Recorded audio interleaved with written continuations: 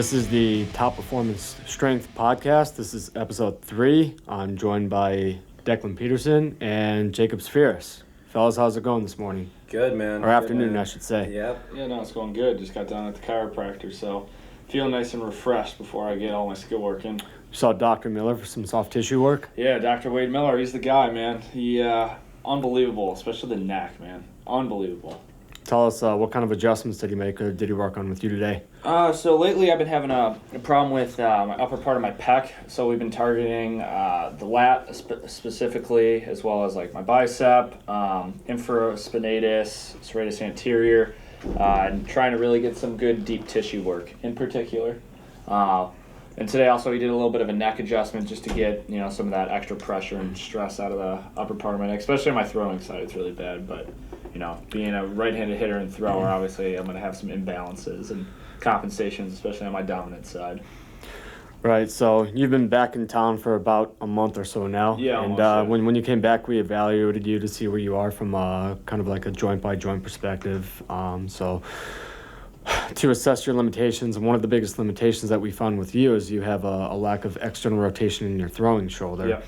So that's been something that we've been addressing over the last few weeks now and been working on improving that through like specific targeted soft tissue work, repositioning drills, mobility work. Also getting you referred out to Dr. Wade Miller because he's one of the best soft tissue practitioners that I know. Yeah, of for in me the it's area. more deep tissue, honestly. More deep tissue for you. I got some Yeah. problems sometimes. Yeah.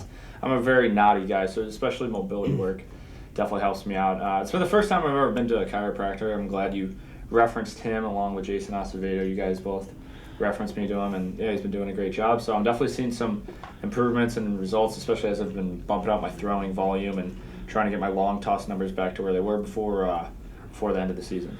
All right, so that's what we're going to talk about today. It's all about performance improvements and the results that you've got. So we're going to go pretty in depth here with the evolution of your training, as well as with Jacob and some of the biggest, let's say, a lot of the mistakes that you guys have made along the way, and a lot of the things that you learn, right? Because you learn from your mistakes as well as you learn from your failures, right? That's just failures feedback, and so we're going to go pretty in depth with that and inform everybody of what they shouldn't do, right? Not just what they should do to work on improving their performance, but what they shouldn't do, what they should avoid, right? And as far as taking the overall comprehensive approach to training, so not just what you do in the weight room, it's not just what you do out in the baseball field, right? But how you approach your recovery, your sleep, your nutrition, and then getting everything else dialed in, right? Big sleep guy. Yeah. I'm a huge sleep guy. Personally, I try to sleep 9 hours a night if possible. I do about 7 to 8. Yeah, so newsflash, if you didn't know, your sleep cycles run in 90-minute cycles. So that's science for you. So getting that good old 8 hours is probably a terrible part to wake up in your sleep cycle. Yeah, 7.5 or 9. Yeah, or 10.5 if Or you really I think feel. a total of 35 sleep cycles over the course of the week is what we shoot for. Yeah, something like Right. that. For me, sometimes I need a little bit more than that. We can go down a huge rabbit hole about sleep, but yeah, no, sleep has been one of the biggest keys for me in recovery, that's for sure. Are you a nap guy? I try to be, but lately, I'm just so amped up. At school, maybe once or twice a week, but for the most part, no. I sleep in 9 to 10 hours a night. I usually am pretty good throughout the day. Maybe if I need a little caffeine or a lot of caffeine, hopefully not too much. Yeah. But for me, I definitely approve naps. Like, I will say that, but I'm not a usual napper, no. So you wouldn't say it's been a game changer for you? No, not really, but it's good to know when to pull back and maybe take a little extra siesta, you know what I mean? Yeah. Especially with like cognitive function, I would say. Instead of always running to caffeine, give me that extra boost. It's definitely good to, take a little bit. For me, I know you like to take shorter naps. Like, how long do you usually go for? All I need is a 6 to 8 minute power nap, and I'm good to go. I feel fresh and ready to go. Yeah, that is. Yeah. I like to go 15 to 30 minutes, sometimes 35. Okay. No more than that, though. Yeah, I get a little bit too groggy if I go longer than 15 sometimes minutes. I'll go, like, depending upon how busy my day is, say, like, I have a game at night. If I lift, like, in the morning, sometimes I'll take, like, a 90-minute nap. Yeah. Actually, I'll try to take a 90-minute one. That would be my phone alarm going off. Anyways. But yeah, usually I'll try to take a 90-minute nap sometimes in between training and if I have a game. Like in the summer, I'll do that a lot. But Okay. that's what works for me, at least. You say as long as you prioritize your sleep, you don't feel like it's necessary. as well Yeah, as everything exactly. else in your programming as well. Sometimes it's hard, especially with travel schedules and whatnot. But yeah, definitely trying to make it a priority. I mean, it sucks, sometimes people might think, but I love it. I mean, I just have grown so accustomed to doing it all the time that I don't really have to think about it. I'm always trying to get at least 9 hours. So, That's interesting. what about you, Jacob? Yeah, no, for sure. For anyone who doesn't know, I am not a baseball player, so I definitely bring a different perspective. But I always was an athlete all through high school. I played multiple sports, and actually due to injuries, I didn't play in college. But that's a whole nother story that we'll probably get into today. But with regards to sleep, yeah, I just think every individual is different for sure.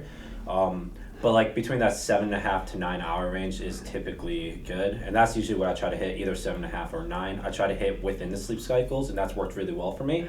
So even if I don't hit the 7.5, I try to hit 6, within that 90-minute increments. And with regards to naps, I go in spurts with naps. Sometimes I'll nap a few times a week, or then I'll go like months without ever taking a nap. So it just really depends, but caffeine goes a long way. Let me tell you, we're all big caffeine guys here. Yes, we are. Yes. Yeah. Not too Yeah. much, Yeah. but just enough. Yeah, a cup or two is probably about good for me. So How about you guys? Yeah, well, it depends how difficult of a day is. So So there's like a strategic way of Yeah. going about planning that, right? Kind of based off like what your work day is going to look like. Exactly. So number one, I don't like to drink caffeine first thing in the morning. So I like to get water and eat something first. So usually I'll try to wait a few hours before I have it. Since I've been coming in like, an hour and a half, 2 hours after being awake, I'll drink it on my way here. But this off season, I've kind of switched my thinking between different training approaches between yours, Zach Dankin at TCU, Josh Heenan, Eric Cressy, Alex Simone, all those all you guys are great trainers and guys I've learned a lot from. But I've actually switched to doing speed work before my heavy lower body days. So doing like a high-low type model, but having 2 lower focus days with sprint and med ball and plyos before, and then 2 upper days, which have no like high intensity med ball throws or jumps, and then 1 plyometric and kind of screw around type sprint day. Either I'll do like yesterday we were doing the sled sprints, which we had some malfunctions with the harness, but we figured it out, or I'll do hill sprints. Kind of just depends. But anyways, so on my lower, more intensive days, I will usually have somewhere between 2 to 3 cups of coffee. But then on my upper days, I maybe will only have 1. It just depends how much I'm going to do for that day. But another thing I like to take into consideration is that for me personally, I know a lot of people, caffeine will usually sustain you for about 6 to 7 hours, especially if you have it with a good healthy fat. It'll help sustain the caffeine rush a little bit longer. Guys, you're eating a good healthy fat as we speak. Yes, good. With some blueberries. Natural Yeah. water. Got a good snack going on right now. Yes. So, but yeah, so usually it'll go for 6 to 7 hours. So if today I had it at 10 or so. I had my coffee. I did today at a mobility circuit, so I only had like 1 cup. But I know that'll last me until 4 or 5 o'clock then. And, around 5, 6 o'clock, I'll be winding down and ready to get home and do some more recovery-based work so I can get ready for the next day. So today was more of a recovery-based day. Yeah, today I actually focused a little bit more on the aerobic system because, as Cressy says, you just got to be good enough. So I like to test it, once a month, maybe bi-monthly even. Had some different jumping variations. When I say jumping, I mean like jumping jack variations, seal jacks, regular ones. Had some light prowler push, sled pushes, along with just addressing some, hip mobility and thoracic mobility that I've needed, and kind of just getting that heart rate up. For today, I went a little bit harder. Usually I go 15 to 20 minutes. Today I went about 35, just to really, test the aerobic base a little bit today, because I haven't done it in quite a while, and I haven't been liking where my resting heart rate is. So I just wanted to improve upon that just a little bit. Okay, so just a ton of benefits as far as like working on your aerobic capacity from a recovery standpoint, as Yeah. well as a mobility standpoint. So addressing restrictions that you need to work on. Yeah, definitely. And I like as to well as just getting a bit of a sweat going, making sure that you're coming back stronger tomorrow, right? That's Yeah. always the goal with recovery work. Yeah, definitely. You want to make sure that your mobility type days, all 3 of us do something like that. I like to have at least 1, if not 2, mobility days a week. I'll do sporadic mobility throughout the week as well, but like 1 day dedicated towards specifically what I feel like some of my limitations might be. Especially right now, bumped up a lot in med ball, throw volume, and rotational work between throwing and hitting and sprinting. So, stuff gets stuck and Yep. tight and stuff. So Yes, it does. a lot of limitations, just happen. That's just part of the game or whatever. So just being cognizant of paying attention to your body and addressing those different limitations that I might feel. And depending upon that, after how many mobility drills you've showed me, especially, I have, I can pick whatever I want, just depending upon how I feel. So, Okay. but yeah. What about your experience, Jacob, with mobility in particular? Yeah, for sure. Yeah, you have a pretty extensive injury history, right? So Yeah. like talk about your injury history, like growing up Oh, boy, as an that's a athlete, going fun through high story. school, right? You've Yeah. had a few surgeries under your belt as well. Yep. Yeah. No, for sure. I guess I can backtrack. My first injury I encountered was after my freshman year of high school, and that was through soccer. And I tore my right tendon in my Achilles, and got surgery and I recovered that. And the year after that, I tore out my right shoulder, a labrum, full 9 yards, partial rotator cuff. And then my junior year, I had a left labrum surgery on my shoulder, and then I guess it was after my senior year going into my freshman year of college, I tore my right hip and all the labrum tear in there and all the cartilage out in there. And yeah, that's all my injuries, and that's it. You sure that's all of them? Yeah, Yeah, I think yeah. I'm forgetting like maybe one, but the backtrack. I tore my Achilles actually in when I was snowboarding in Colorado. That was it. Not in soccer. I Gotcha. misspoke. I apologize. But I guess with regards to mobility and with those injuries, I've definitely trained a lot in a lot of different ways, like throughout my high school career with different coaches and different philosophies, and I've learned a lot about keeping your body healthy and sustainability within athletics rather than just how much improvement you can get over a short period of time. And I definitely paid for that by doing a lot of bad exercises, like a lot of long distance running and dips and benches and like exercises like that are not good for your joints, especially someone like me who's is it hypermobile, right? No. What is it The called? opposite. What is it called? Where your joints can hyperextend really. Oh, you easy. can? Yeah. So you're double jointed? No, but like I know Will is your brother. Yeah, no, sorry. I don't know all the specific terms as well. That's why Kip and DP tell me what to do. But I just have learned just a lot of bad exercises, like I said, that have For you as an individual. Yeah, Not for everyone. I guess so. Every I guess, exercise yeah. can be inherently good or inherently bad. It just depends what individual and how you're doing the exercise. For somebody like you, especially who have sustained, multiple shoulder injuries, it's probably not a good idea if, especially if you can't even do a push-up or a good row to be doing heavy bench press. Well, yeah, obviously. And I know I experienced the same thing. Maybe I rushed into exercises without even being able to maintain my own body weight. And that was just a recipe for disaster, honestly. Sure. You know what I mean? That's why we evaluate. Exactly. We have to qualify. We have to gather as much information as we can about the individual and fit the individual to the exercise, not the exercise to the individual.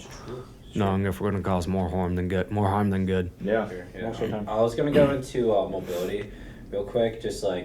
I have to backtrack a lot because there's a lot that happens. I'm just not sure how to say it all. But definitely once I started learning mobility, it was just a really good way to just for my joints to just honestly feel better, just with external rotation exercises, with I don't know, just a lot of different exercises and stuff they gave me. It just was low impact on the body, and it just made my body overall feel a lot better than it was, like just not doing those harmful exercises that I was in the past. So far when I've been doing it, Declan first showed me mobility, and then Kip has been showing me this last month and so, and my body has never felt better, honestly. Yeah. And I've gone away from a lot of other kinds of exercises, like long distance cardio for myself isn't good, or high impact. Especially after your hip injury. Yeah, especially after my hip. So since we've introduced some of the mobility exercises that you haven't been accustomed to in the past, right? How do you feel like that's helped you achieve, say, like better positions in the weight room and just like moving through like pain-free ranges of motion, right? And not only that, but you've been able to get stronger as well. Yeah, for sure. I feel like I have a lot more flexibility in my joints, and I just move a lot better in general, which has helped me with my bigger compound exercises. Like my deadlifts feel a lot more comfortable. I'm not having as much pain with my hip because I'm assuming with like a lot of those mobility exercises, you're also strengthening a lot of those muscles. I think part of like when I started working, so me and Jacob have been best friends since 6th grade. We've known each other for quite a while now. We're both juniors in college. And I kind of treat him, or when I started working with him, like a baseball player. Treat me. Well, try to help him out. You know what I mean? Yeah, for sure. And just by doing a lot of like shoulder flexion work and trying to improve his external rotation, calm down his lats, and then work on external rotation, and just work on like thoracic mobility in particular. And we've kind of say like for a bench press with you, we've done. What did we start with? A floor press, I think. Yeah, that's right. And now we've gone to like a dumbbell, like incline dumbbell press, bench press, and then hopefully we can get your range of motion, because it has been improving after working, even like helping you out with some of the mobility exercises Kip gave you today. Yeah. That hopefully we can get you to like a barbell bench, because for somebody, I mean, that's just one of the power lifts. Like for me personally as a baseball player, that might not be, in my opinion, one of the my core lifts that I will do.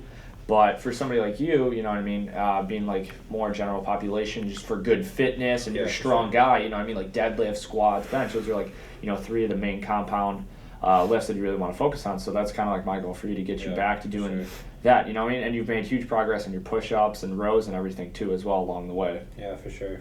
Yeah, I think, I don't know, it's one thing that's glaring to me is that it's just really important to keep your goals in mind, and everyone's is different, obviously. Yep.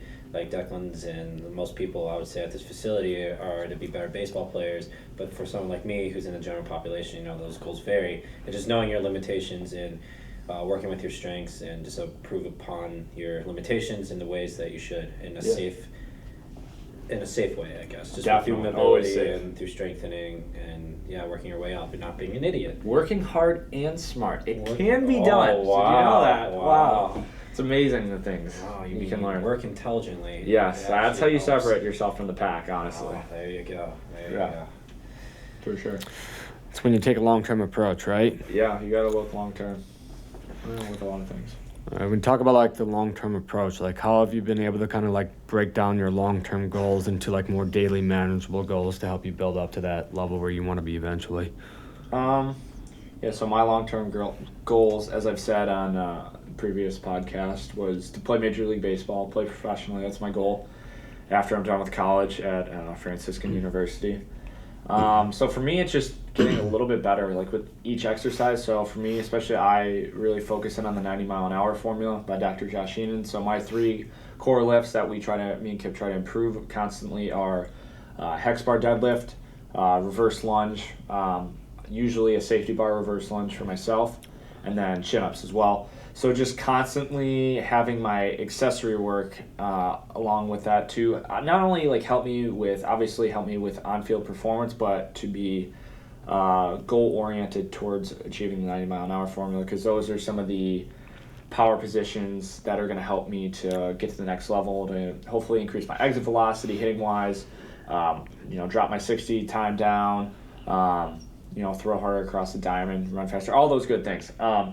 Pretty much all the gold standards that Yeah. we look for in baseball players, right? Exactly. Yeah, I want to be very well rounded. I know that personally, I'm definitely more of a gap-to-gap hitter, above average fielder, but I'm always trying to work on all facets of the game. But in regards to your question, just breaking it down a little bit and be like, all right, if I nail this, then I get to the next step, and just like putting it into little chunks, and then just trying to evaluate how I went about things, and if I feel like I did as much as I could and I went about it hard and smart, then hey man, I did my job. I did as best I could, and that's all I can ask for, honestly. Nice. Well, I guess for me, being the general population, according to Declan.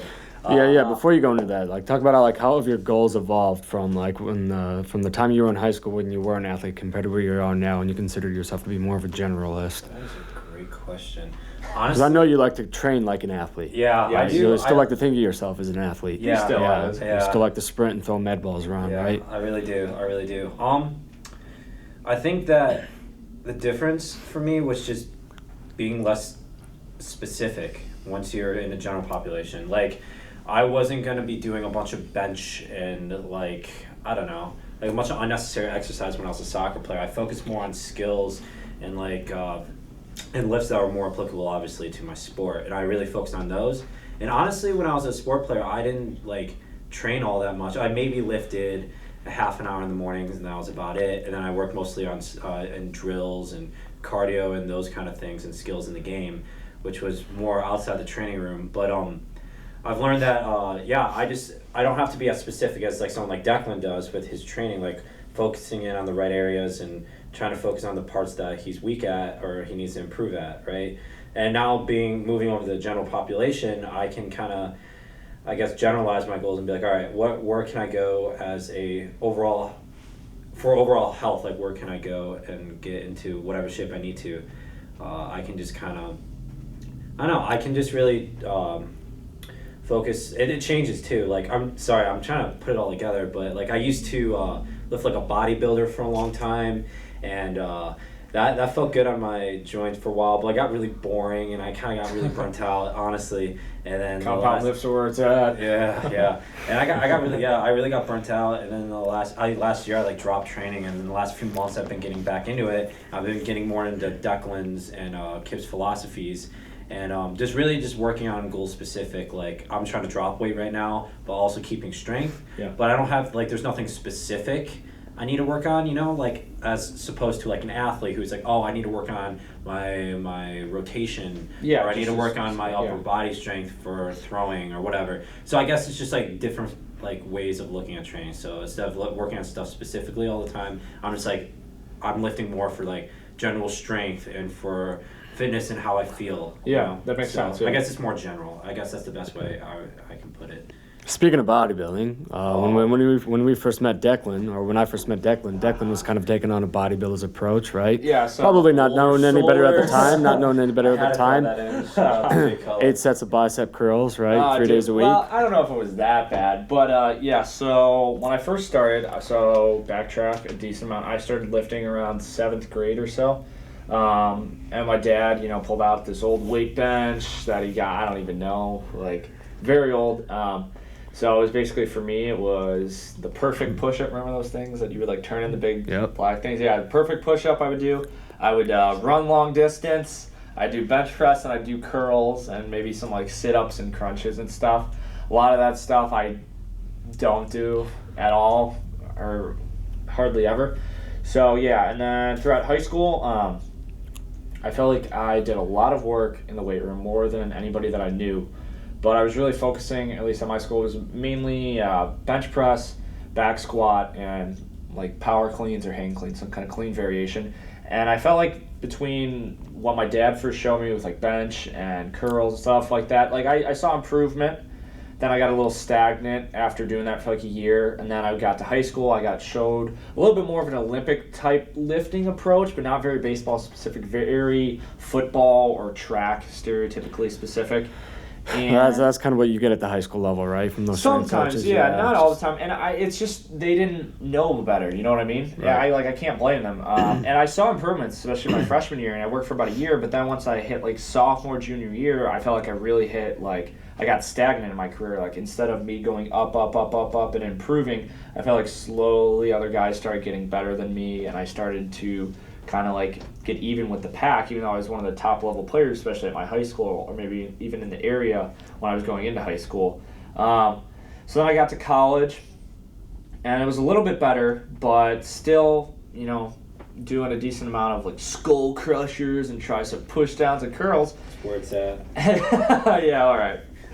Nothing wrong with those things. Yeah, and they have their time and place, don't get me wrong. But I was not working on certain specific, baseball specific compound lifts. So after my sophomore year, I had a knee injury where I had bone contusions and a slight MCL tear. No surgery or anything, thank God. But I had a choice. I could either get really sad and kind of dwell on my injury, and shed a tear, exactly. Or unlike my other times when I have had, certain injuries, I could just figure out how to train better. I could learn as much, watch as much baseball as possible, ask questions. Want to give a shout out to my man Jose Mercado, just signed with the Gary Railcats. He was the shortstop at Concordia, one of my best friends. Really proud of him for signing a professional deal. But getting back to it, so I just started doing a lot of research, and the year before that I started working with Kip, and Kip kind of opened my eyes to a whole new world, and I started to see my numbers go up and in every part of baseball. I felt like I was becoming a better athlete. Then I went back to school. We started doing more bodybuilder type exercises, and I felt like my performance once again went downhill. So that's when I started doing Kip had introduced me a little bit to the 90-mile-an-hour formula by Josh Heenan. And then once I started reading more about it and learning more for myself around the biology and the anatomy around it, I was like, man, this seems like pretty legit. Like, I don't really have time to waste in the weight room. I don't think my body can take many unnecessary reps in the weight room especially. So I just wanted to find something more efficient. I talked with you about it. We put together a game plan, and then ever since I really switched over to that and started working with you even more closely, my career just skyrocketed after, especially this past fall. I had a great fall at Franciscan, and it really is, you've really opened my eyes, especially to a whole new world between Eric Cressy and Josh Heenan. Those are two of the guys we really follow pretty closely, and taking a lot of their approaches along with what you know, just to make me a great baseball player again. And it really has, changed my career, my whole college baseball career.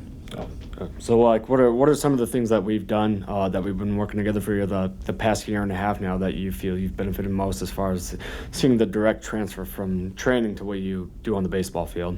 Yeah, so we talked about this in a previous podcast. Mobility, obviously, because I do need a decent amount of like soft tissue, deep tissue work. I get pretty knotty for the most part. It's probably due to excess volume, as we touched upon in the first episode. Yeah, you have a hard time holding back, we know. Yes, we all know. So Kip's the one that needs to be right next to me and tell me to relax every once in a while or don't do an extra set. That's why that's part of the reason why he's around, and maybe I should take more naps, whatever. Right.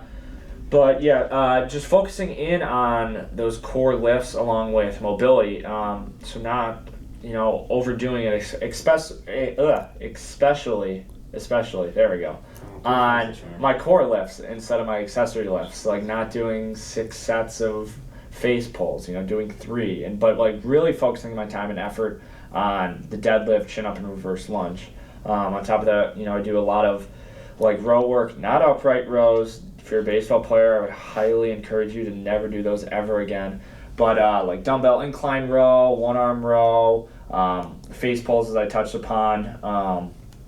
For me, for pressing, I do better with like a landmine press or a cable press type of variation. And then we do sled pushes, sled pulls, sled drags, lateral sled drags, and then a lot of different lunge variations, whether it's rear foot elevated, reverse lunge, split squats, deadlift, mainly hex bar, sometimes sumo, and then we'll mix in, front squats or goblet squats as well in there as well. But I definitely have gotten away from the more like isometric, really honing in, like I talked about, any kind of like direct tricep work. Every once in a while we'll throw in some tricep extensions or little curls, just to feel a little good every once in a while. You got to keep those muscles active. There's nothing wrong with a gun show, right? Yeah, every once in a while, just, but not making that like my ultimate priority, being those isometric, more bodybuilder type exercises. They have their time and place, but with a baseball player, right, I wouldn't say they're absolutely necessary. And right, if you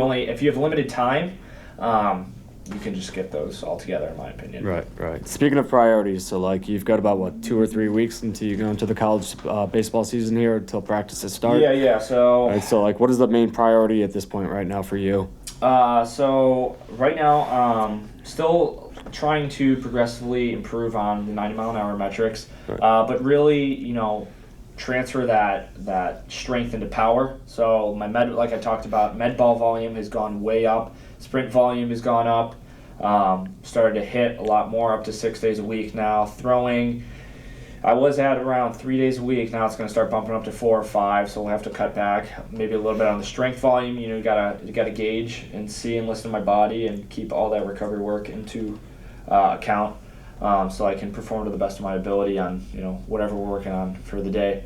But definitely trying to transfer that strength into power, like I talked about. So a lot more plyometric stuff. When I came home, I was hardly doing any, but that's also because we went very late. We went until about the last week in October. So it took me a little bit. I wanted to take about 4 weeks off, as recommended by a lot of strength professionals, to take 4 to 6 weeks off from real like sprinting and med ball work and rotational work. So during that time, we just worked on more absorbing force.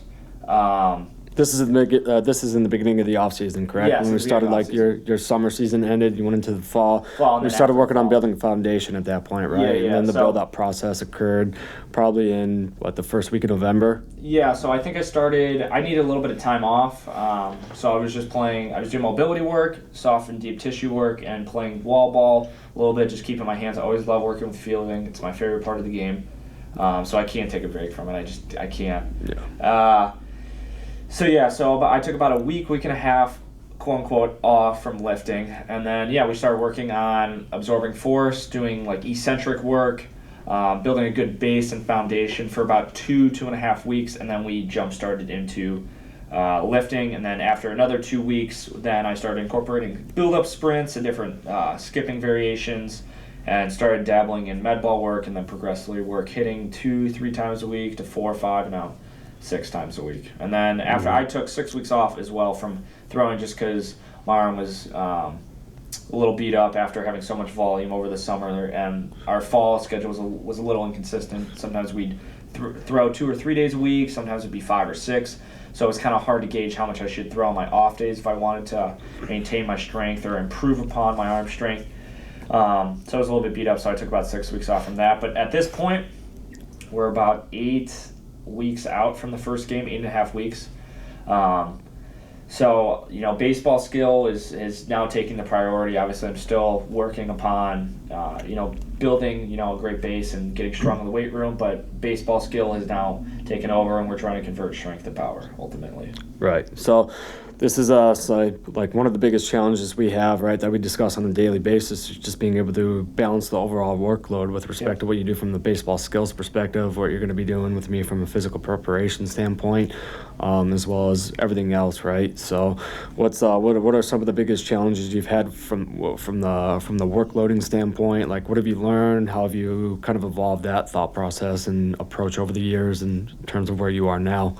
Like I said, it's something that we still struggle with, right? Yeah, no, it is. So number one is just you have to make sure your recovery is in line. So you got to make sure you're eating good food and you're eating enough. So as you know, I eat a ton of food, somewhere around 5,000 calories usually a day. I feel like there's never a time when I don't see you with food in your hand. Yeah, when I'm not training, I'm basically eating essentially. Or Jacob is feeding you. Shout out to Chipotle, which I just consumed during this entire podcast. That was lovely. Yes. Sorry, go back. That's our go-to. Oh, for sure. So yeah, in regards to volume, you just got to listen to your body. The first thing is recovery. So if you sleep well, you eat well, hydrate, you mark pro, norm attack, any kind of recovery, do mobility work, then you have the right to go as hard as possible, but you have to listen to your body. For me, it's taken a lot of years. I mean, I've been training for, compared to other people, not as long as them, but a decent amount of time now where I kind of know my body. So one of the things I've definitely struggled with is like the amount of rotational volume, in particular with like med ball throws and hitting. So, if I have a high med ball day, I might not want to go as high on reps for hitting. Or maybe you front load it and you do all your rotational. Say like Monday, I have like a lower day with a lot of med ball throws, and we're upwards of, I don't know, two different, maybe a overhead variation, a shot put, like rotational variation, both 3 of 8 on each side. So, what is that, 48 times 2? What is that, 96? 96. So probably over the course of the week, right, you're going to be throwing the med ball at least 300 plus reps 300 right to now, 400 right? times a week. Over 2 to 3 days a week, 300 plus reps over the course of the week, right? So you have to be able to account for that overall volume with respect to your hitting and your throwing program as well. Exactly, yeah. And now that I would say that my hitting and throwing is taking more precedent because I got to get ready for the season over med ball throws. Maybe now I throw and hit before, take a break and then do all my lifting after that, instead of what I usually enjoy to do, which is lifting first and then do my skill work.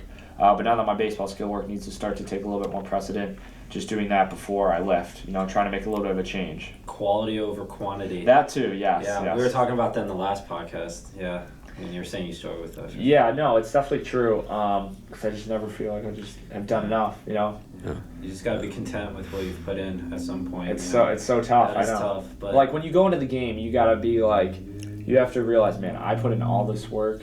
Like, What are you getting out it's of it? it's time to show like what I've done, and that might be a good point to be like. I think being content in any avenue of life is not always the best for certain individuals, but for somebody like some of us that are kind of psycho, Yeah, a and little some people would psychopathic describe, and tendencies. type A, a lot of all three of us. Well, to go home at the end of the day and know that you did your best, but at the That's same time, you exactly- never settled, right? Yeah, there you I go. guess that's yeah, what I guess that's a good that's a good way the to- end is never in sight. Is the way I like to look at it. No, for sure, for sure. You have endless potential. Yeah, there you go. Just knowing that every day when you go to the weight room, you've done all that you could do in that day, and being okay with that, and Yeah. then just keep going and grinding as Yeah, much as you and- possibly can. In regards to baseball, then when you go into the game, you can't be worrying, because I used to do this a lot. I was guilty of it, of being like, man, like I don't know if I did enough. But compared to, I don't know anybody that does more work than me, honestly. So when I step on the field, I have to realize like nobody's outworked me, so I can just relax and play instead of worrying, because I get caught up with like, oh shoot, like right now I need to worry about what I'm gonna do after the game or how I'm gonna recover, instead of just being in that present moment. And just being content with I've done enough work. If that makes any sense. Yeah, no, that does make sense. You trust your preparation. Yeah. Yeah. You have to. Trust the process. That That's too, making you man. better. 100%. Yeah, you're doing everything you can. You're doing everything that you can do in your power to Yeah. be the best individual you can be in the circumstances that you're in. There you go. Yeah. So Very like, well like said. speaking about being present and like being in the moment, right? Because there's a lot of power in that. Like Oh, what's I'm sorry helped about you? I know we struggle with this a lot too, because you're thinking about the past, you're thinking about the future. That causes stress. That causes anxiety. Like what's helped you stay dialed in and like just have that like front sight focus, or laser like focus. For sure. I think, I guess me and Declan can both agree on this. It's so essential that every day to stay in the present moment. I think it's really important for individuals to meditate, or if you're religious, to pray, or to like even read, or just take some time to focus yourself. I think that is so essentially important in any athlete, or you can even generalize that to any individual.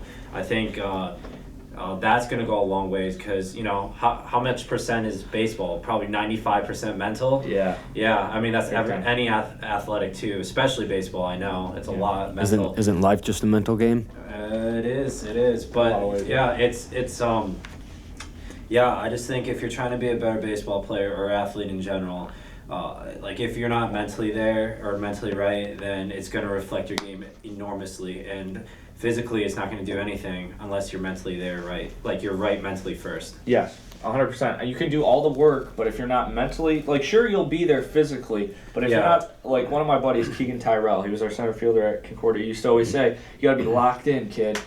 So that's one of the approaches I've taken.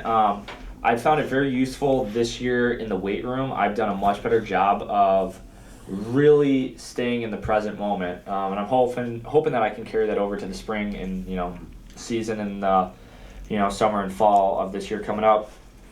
But just trying to stay locked in, being a little bit more present in the moment by kind of repeating that to myself and realizing that if I can stay in the present moment, this is what is going to help me long term, if that Also, makes any yeah. sense. You kind of have like a trigger, Yeah, for me, I don't know. something that triggers that focus and allows you to stay focused in on what I you're don't know. doing. I just have always, so when I was 5 years old, I got hit with a bat at a minor league baseball game. And and I had a fractured skull, broken nose. I was in intensive care for 2 or 3 days. Were you crying to your mom and dad because you got like you weren't happy with the hot dog they bought you, and so probably deserved it? Yeah, no. I was sitting behind the third base dugout. Kid. I was sitting behind the third base dugout, and this guy came up. I hope to meet him one day, and he swung, and the bat flew out of his hands and just hit me. Like my pop, my mom's dad, reached over to his right to try to grab or block the bat from hitting me. He got the handle in his ribs. He didn't even realize he broke a couple ribs like 3-4 days after, because he was so stressed out and traumatized what happened to me. And then I got the barrel over the right side of my face and my skull. And that's kind of, after that, before that I was really big into golf, but then after that I really had a passion for baseball, I would say, in particular. And that's kind of my driving factor, I would say. It's given me like this internal motivation where I don't even know where it comes from. I'm just very self-motivated and driven. Both my parents are very hardworking, and my family in general. So that's kind of what helps me stay locked in. I wouldn't say it's something specific that triggers me. I'd say caffeine definitely helps in some quantities. Are not there too much. some days when the motivation's not there? I don't know. For me, it's never that the motivation's not there, but sometimes my body's like, "Oh no, dude! Like you feel terrible. Like Yeah. you can't do this." So You it's fucked up now. so it's going back to what we talked about between the volume, because there are certain days where my body's like, whoa, dude, like we don't want to do this much rotational work. So it's the battle between knowing, okay, I have to do this and I want to do it, but my body's telling me no. So do I pull back and not do it, or do I just suck it up? More times than not, for myself as an individual, I know I need to pull back. Yeah, you're Well, my definitely body- not somebody who needs to suck it up and just Exactly. do it, right? So for me personally, I would say I can't remember. I was thinking about this. I was like, when was the last time I didn't want to lift? I was like, I don't think there ever has been a time when I didn't want to do baseball or lift. Like I seriously can't think of a time for me when I don't have any motivation. But there are certain times when I need a little kick in the butt from caffeine, especially, to help boost how I feel mentally, just bring upon sleep, schoolwork, different stressors throughout my life. But for me, I always have constant motivation because, especially in college and high school, I've had so much failure, man, and I don't want to go back there. And I'm training, some of the guys I've been training with, being a Division III player. I mean, I've been training with one of my buddies who's at a JUCO in Southern California. He's an MLB prospect and looked at by the Shout out. Eddie Peachman, great player. What a guy. I sure hope he gets Love his drafted. beard. Yes, he's got a great beard. He's huge. He hits It's just the not ball. as good as mine. Hits the ball 98 to 100 miles an hour without even trying. It essentially looks like. And then training with Brennan Rebeck, who's on another podcast. He goes to Virginia Tech, and he was a national champion, JUCO national champion at Central Arizona.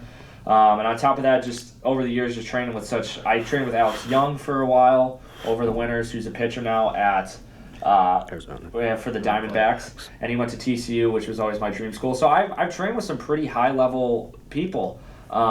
So for me, like I see how good they are, and I'm like, man, like there's Oh, me things. too. I mean, sure, I'm better than them in some aspects, but there's a lot of aspects that are way better than me, and that's why they're at that level. So for me, I never have a lack of motivation. And Sure. I don't And to add on to that, I had an interesting thought.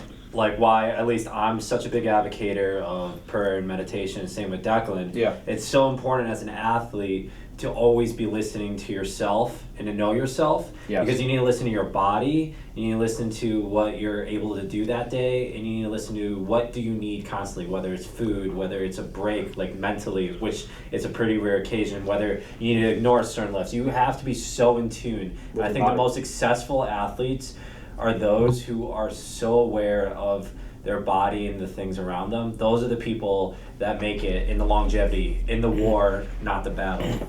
yeah, that's so well said, man. Yeah, It's yeah, so for true.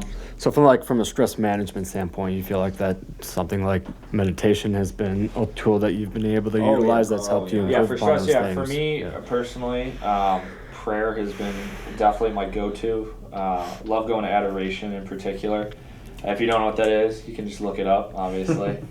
That's why we have Google. But that's something that helps me center myself, realize where I came from, or where I come from, better said. And because, especially being an athlete, we can get so caught up in, like for me, I'm guilty of this, getting caught up in, hey, what's my 10-yard dash? What's my 60-yard dash? What's my reverse lunge times my body weight numbers? What's my exit velocity? And I got to the point, especially this year, where I remember feeling, man, I don't deserve to be loved. Like, I felt like I didn't, and this is getting kind of deep, but I felt like I never wanted to be guilty of this, but where I put my worth into how I was performing, either in the weight room or on the field. And I got to remember who I am. I'm a person, I'm a human being, I'm created, and I'm not just an athlete and that's it.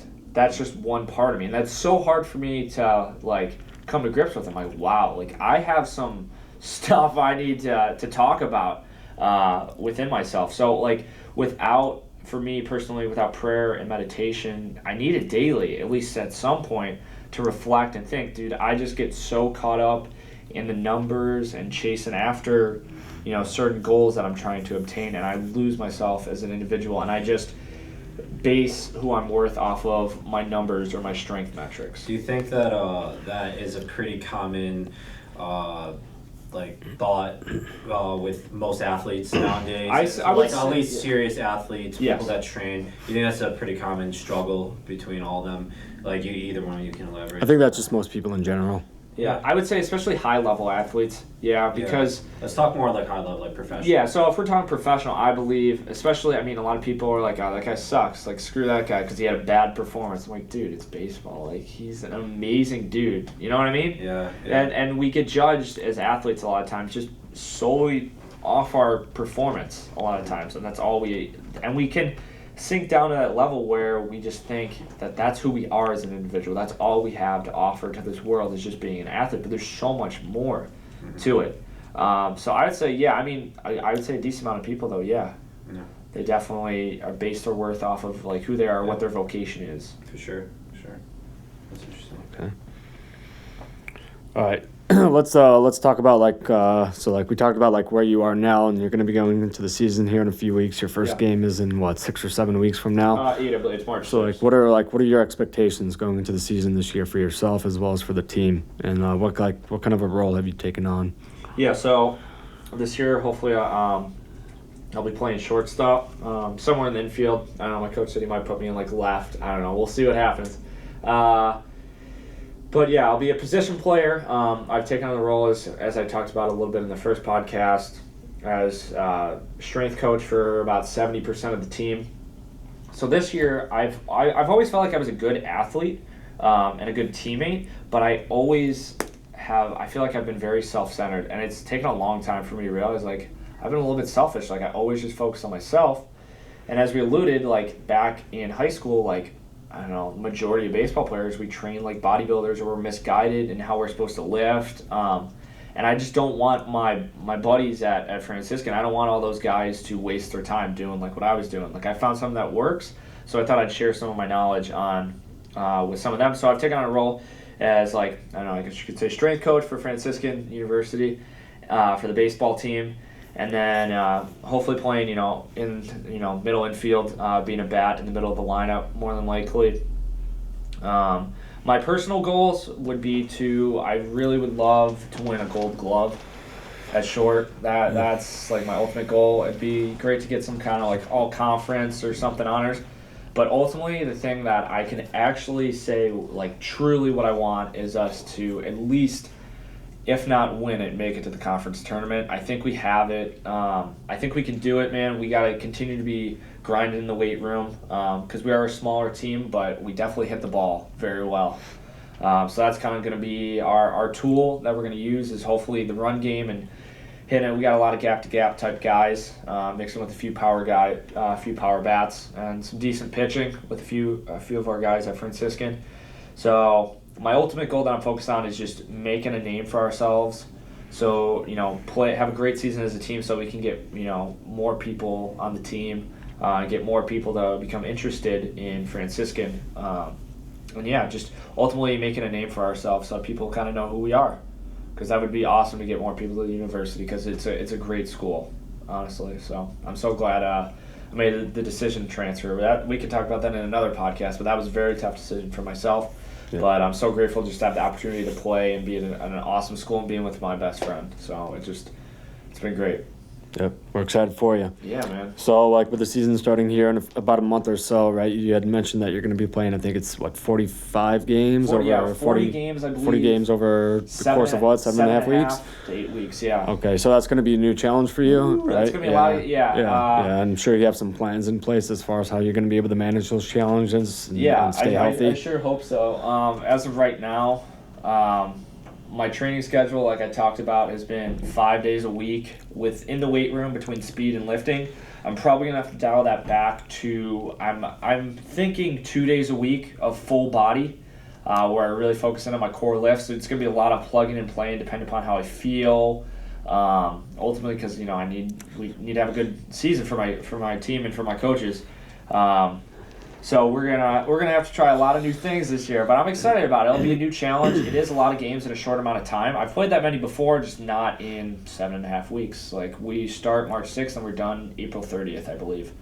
So you're going to be on the road traveling a lot as well, Oh, right? yeah. So is that going to be a new challenge for you as well? Like, how are you going to be able to stay on top of your nutrition and eating clean and eating healthy, right? Like, you're probably going to be living off protein shakes and protein bars and like no McDonald's. supplements, right? Because like Yeah. God knows where the college coaches are going to take you guys. You can Yeah. imagine it's not going to be anything good, right? Well, So I'm pretty blessed with a pretty dope coach, Rick Carver. I want to give him a shout out for him even giving me an opportunity and giving me a shot to play for him, and I'm sure he won't mind if I have a little input. Hey, coach, can I get this instead of getting a pizza or something like that? But it's gonna be tough. So I am gonna have to pre-make meals. I use a rice cooker, George Foreman grill. Whenever the cafeteria food is. The cafeteria food is, compared to other colleges, absolutely amazing Terrible. at Franciscan. I think it's amazing compared to other schools. You can say whatever you want. Subjective. Well, it might be subjective, but let me tell you, compared to other schools I've eaten at or visited, it's very good. But there are certain times when I'm like, man, these aren't really like the options of like what I'm looking for. So I usually go to a rice cooker, maybe some eggs we'll make them in the microwave. I know that sounds yeah. crazy, but you can do it. Just make scrambled eggs in We there. cooking in our dorm, man. Oh yeah, and then we got the George George Foreman Foreman. grill right outside the window. Maybe get a fan so the smoke blows out. So yeah, it's gonna be tough. I got to get multiple thermoses. Hopefully I know like when we go to Virginia and Florida, I'm gonna be bringing my rice cooker, maybe my George Foreman, putting that in my suitcase, and always having that handy. And then just pre-making meals, and you just got to do the best you can, honestly. I try not to rely on supplements, but I do take a few, so those will have to come in handy, especially with traveling and whatnot. But yeah, it's gonna be an adventure, man. I'm at a new school, a lot of games in a short amount of time, new position, new role. But I'm excited, man. It's gonna be a lot of plug and play between the training and the nutrition, but we're gonna make it work. Where there's a will, there's a way. Right. So like with 40 plus games in that 7.5 week period, right? You said you're seems like you have your nutrition as well as your sleep and recovery honed in, right? So like you mentioned you take some supplements. Like what Yeah. supplements are you taking just for like general health and well-being, and of course like being able to manage inflammation so your body is feeling good? All right, listen to me. Number one, I'm going to talk about creatine monohydrate is not illegal. Okay, so anybody that tells you that, tell them to be quiet and do the research. Nor is it the closest thing to steroids. Yes. Okay. So number one, creatine monohydrate. Can we talk about brands on here? We could talk about brands. Okay, so Thorne is my go-to company for supplements. So Thorne, just basic creatine monohydrate, most researched form. I've taken the hydrochloride stuff before and it gave me heart flutters. That was really scary. So maybe you won't have adverse effects, but I did. So creatine monohydrate is the way I go with Thorne. And then on top of that, I take fish oil supplement from them. Right now, because we're in the Midwest, I'm between Illinois and Ohio, so I don't get a lot of sunlight, and I'm a lighter skinned individual, blonde hair, blue eyes as well, so I take a vitamin D supplement as well. And then every once in a while, I'll take melatonin, maybe a little bit, but only once a week, if even that, to help me sleep maybe on the road, but don't overdose on it or take it every day. That is just not good. But those are like the three main ones. I actually have shied away from a whey type protein. I do like it. In particular, I love Garden of Life. That is my favorite one. But I just am trying to gain a little bit of weight, and real food has more calories rather than whey protein. So yeah, so fish oil, creatine, and vitamin D are the three that I usually stay on for quite a while, and then every once in a while a little zinc, a little melatonin. But like I said, I try not to just take too many, and on top of that, I don't try to just rely on them. Like I eat a lot of food along with them, so I do feel like they do a good job. And then I also drink usually turmeric ginger tea at night to help reduce inflammation. And I've felt I just got the basic one at Meijer. I feel like that one's the best one I've ever had, tasting wise and inflammation wise. All right. Yeah. All right. So like, what's next for the two of you? Declan, you've done some talking, so Yeah, we'll go over to Jacob, Jacob go here. for it. Next, just in general. Next, just in general. Oh gosh, going back to school, going back, doing the communication thing. As if you guys don't know, I'm doing all the audio and video production for Top Performance Strength at this point. Getting more experience and just pursuing my career in that way. And I'm gonna continue training and working out with these two goons, hopefully in the future. Just keep plugging away, I guess. That's all I got to say. Declan, we kind of talked about like with the season coming up, what your Yeah. expectations are. Where you planning on going after the season? Where you hoping to play this summer? I know you have a couple different options right now, so you're Yeah, kind of exploring those options. Yeah, so originally I had an opportunity to either play in the Great Lakes Summer Collegiate League or the New York Collegiate League, but that fell through. So I'm venturing off, possibly playing in the CSBL, Chicagoland Suburban Baseball League, great league that I played in last year. Maybe playing with them, or I'm venturing options to maybe play out in Omaha, Nebraska, to work with Dr. Josh Heenan at ATP at his company, or with Eric Cressy either in Jupiter, Florida, or Hudson, Massachusetts. So I'm venturing on a few different options, still trying to figure it out. Unfortunately, like I said, my first opportunity did not go through. A little miscommunication and a little just get last pick as a Division III guy. It's kind of tough. So as of right now, I'm just really focused on having a good season, being a good dude, helping out some guys train here and at my school, and having a good school year and first baseball season at Franciscan University. All right, so I'd say that just about wraps everything up. I just wanted to thank you guys for coming on today, and excited to see how the season goes for you and future endeavors. All right, thank you. All right. That's good. Good night, everybody.